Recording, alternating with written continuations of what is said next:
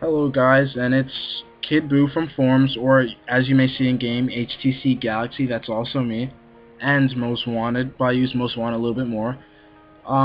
As requested by Nick, I'm gonna quick do a short. I guess I don't really want to call it tutorial because it's not really a tutorial, but we'll call it one anyways, on how to get some real simple and easy edits, such as what I did in my how we have some pretty decent effects and overlays and stuff, you know, the nice color correction. I'm not going to really do color correction in this video because, one, I want to try to keep this video short and sweet, and I'm not much of a pro at color correcting, especially when it comes to games. I can actually color correct real life videos nicely, but with games I kind of just play around and I just try to see what I can get, you know.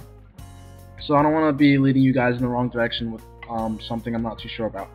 So I'm going to kind of jump right into it because I want to keep this video short. So right here I have a clip that I'm going to use for color correction.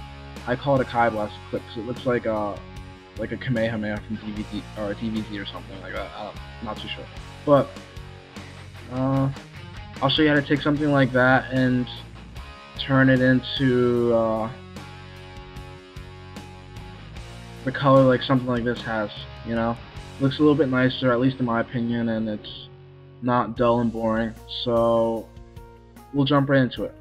First, I'm gonna do the color correction. I already have a composition made in After Effects. I like using After Effects for color corrections because it's more in depth and you can do a little bit more with it, but you don't have to use it. And primarily, you don't even have to have Adobe After Effects. I'm letting you know this now. It's a very complicated and advanced program, and if you're a beginner and you barely even know how to use Vegas, this is not going to work good for you at all. So we're going to go ahead, hit Control I, and then for our clip, we're going to be using this.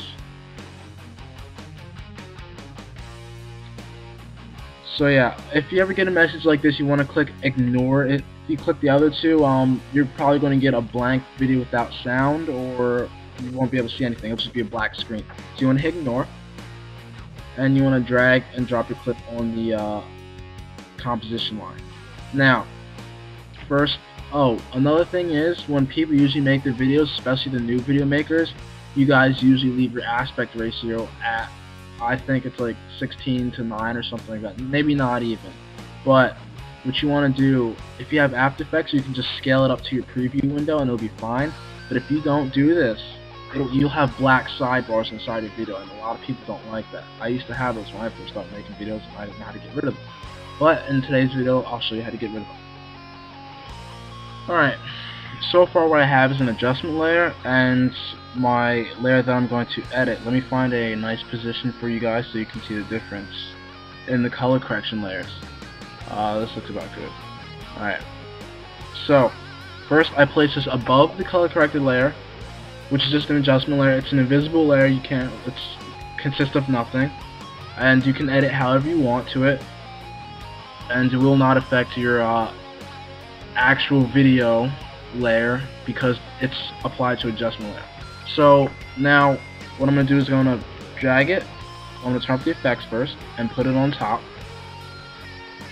So we can see that this one's not too appealing to the eye, you know, such. And then when we turn the effects on, you can see the monumental change in how the graphics look. Now, this is what my adjustment layer consists of. It has a curves effect, tritones, glows, hues, saturations, and brightness and contrast.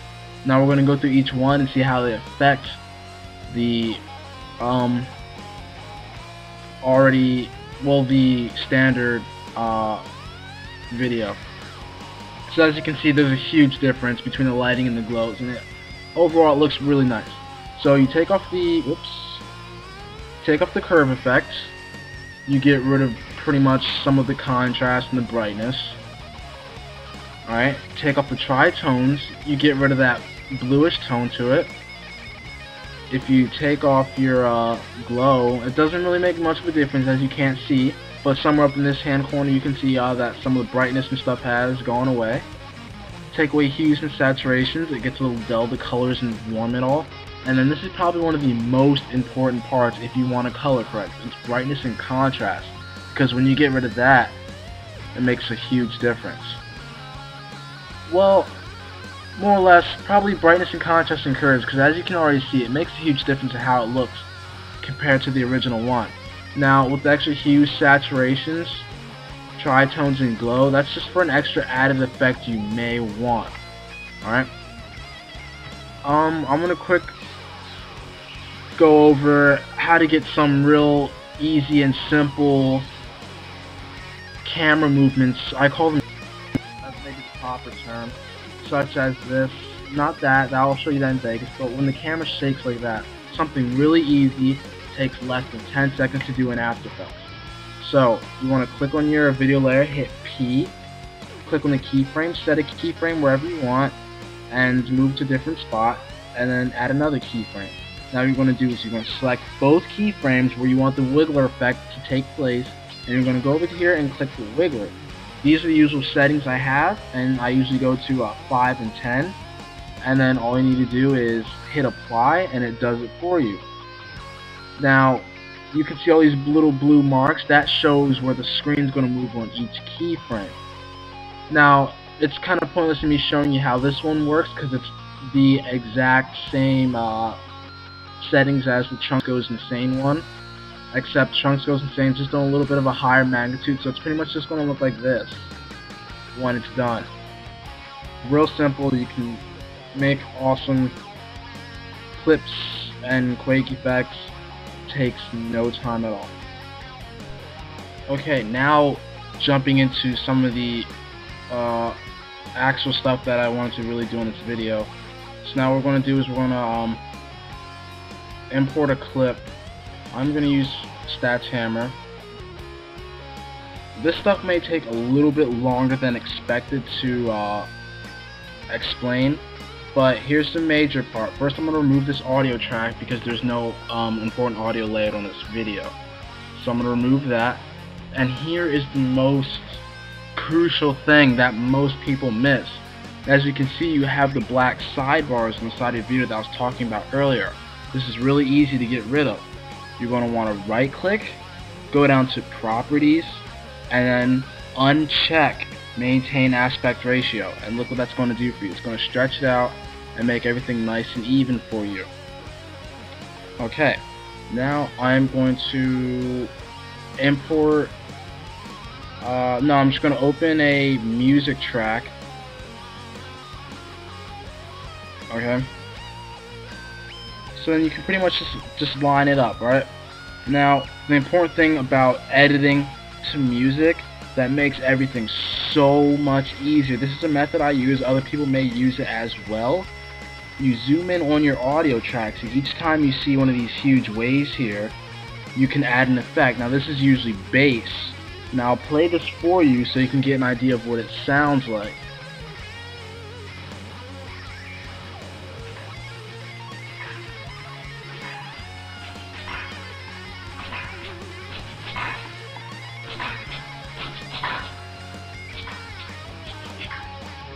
Now,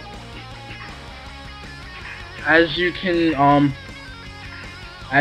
see, the bass corresponds with the waves that are occurring right now, and with something simple like that, all you have to do is zoom in, press S to cut the clip, the video track. Make sure you have your video track selected. Press S to cut where you want that special effect to occur, and then go over to the length of the bass and then cut it again. That's it. What this does, you don't have to do this, but this makes things 10 times more easier. What this does is just makes a small sub clip within the larger clip that is only pretty much the duration of the bass or the noise that you want, and then you can click Add Effect. This may take a little while, I'm kind of lagging, I'm sorry. So you go to Add Effect, and then you can go to something simple. I usually use linear blurs. So does people like Luxie. Linear blurs work really well. You can adjust the amount. As you can see on the screen here how it gets affected. You can adjust the amount, the angle, and you can already see you can just play around with it. It's nothing hard at all. So I'm going to turn this up to 90, so that's straight up and down. And it's really simple. Now to edit how long it lasts, first you're going to have your starting amount, you're going to hit the watch, and this brings up your keyframe interface. So then you're going to drag it over to how long you want it to last, and then simply move it to wherever you want, if you want to increase it or decrease it, and it'll last for that time span. Now, since you want a really short clip, like this clip's really short, I want to make it at least extend a decent amount since it's 1 beat. So I'm going to probably go to about here and see how it looks. Now I'm gonna have to I'm gonna have to keep running it back a few times because it's lagging while trying to get the new effect in, as you can see.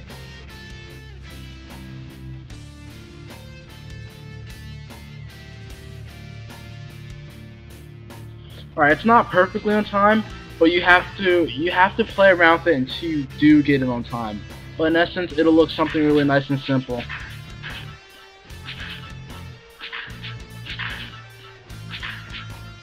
Now, pans are pretty much the same thing. I'm sorry if I'm not doing too much of a good job in getting everything point on with this video, but I really want to keep it really sweet, and teaching this stuff does take a while. Now, with pans, pretty much the same thing. Find a nice part where the base is, like the exact start of the base, or you might want to go a little before. Oops, what did I do? Okay, you might want to go a little bit before. You want to split the track. Alright, and then you want to click this button, event pan / crop. And then you want to do something real simple, like you want to click, say you want to click zoom in a little bit. Maybe turn the screen possibly. Zoom in a little more so you don't get black edges. And then zoom out. You know, nothing complicated, nothing special. It all works really fine. So as you see, when the bass hits, you get that effect. Perfectly in time with the bass.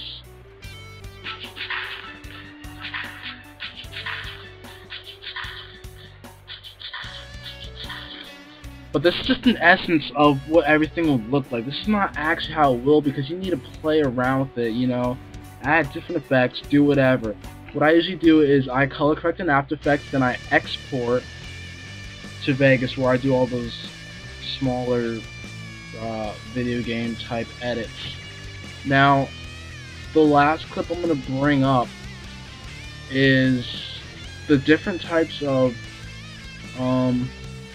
overlays and stuff I have. Now, once again, I can't really teach how to use this stuff. You have to have your own imagination. This applies to everyone in their own separate way. But it's up to you to take stuff like this and apply it however you want, as much as you want, and it'll work out for you.